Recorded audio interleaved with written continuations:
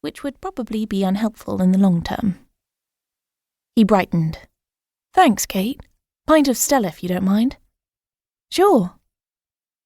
I collected orders from the other guys, pints all round for Matt, who was Ryan's brother and Abby's boyfriend, Paul, Rowan's other half, Naomi's bloke, whose name I didn't catch and never learned as they split up soon after, and impossibly ripped Patch, who apparently belonged to Zara.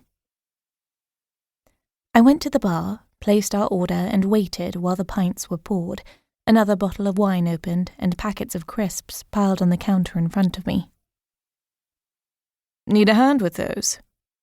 a voice at my elbow asked. I turned and saw a man, possibly the most handsome man I'd ever seen in my life.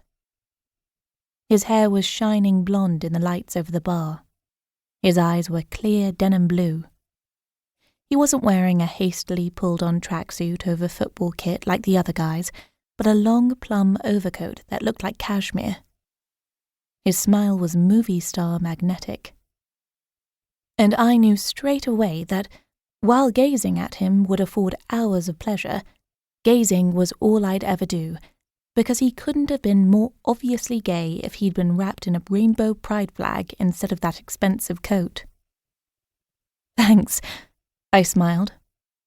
"What can I get for you, since I'm ordering?" "Double vodka and tonic, please, nurse. Grey Goose if they have it, which they won't." I scanned the row of bottles, knowing he was right. We'd picked the pub on the basis of its proximity to the football pitch, not the quality of its food and beverage offerings. "You'd be lucky," I said. "Looks like it's Smirnoff or nothing." "I'll take the Smirnoff then, obviously. But better make it a triple. If I can't have quality, I'll go for quantity." He flipped a credit card onto the bar. "And I'll get this. You don't want to get in the habit of subbing that bunch of freeloaders." I laughed. It was just one round, but thanks. "I'm Kate." "Andy. And which of these reprobates are you here with?" "Ryan." Already my mind was adding, "but not for long." It was like Andy had read my thoughts. "Seriously, fond as I am of little Ryan, I've known him for donkey's years. Tall Matt and I were at school together. I wouldn't have thought he was your type." "Really? What is my type, then?" He looked at me, his bright eyes narrowed.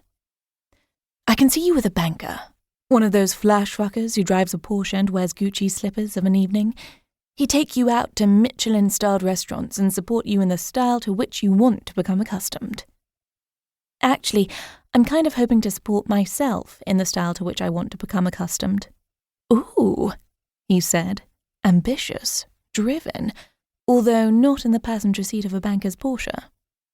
"I mean, it's not like I'd say no. I'm not too sure about the Gucci slippers, though.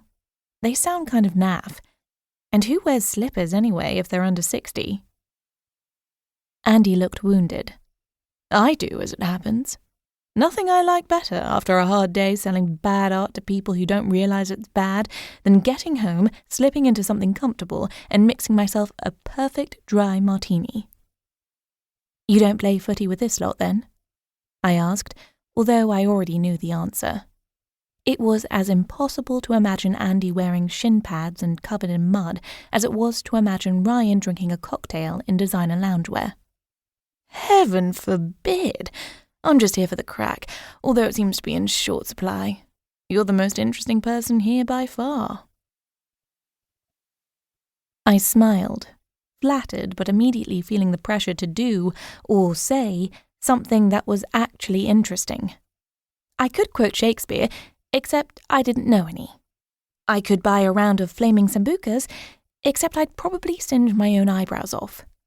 I could rip my kit off and dance on the bar, except in a place this dodgy, they'd probably think I was paid entertainment provided by the management. I settled on, "So, tea or coffee?" Andy shouted with laughter.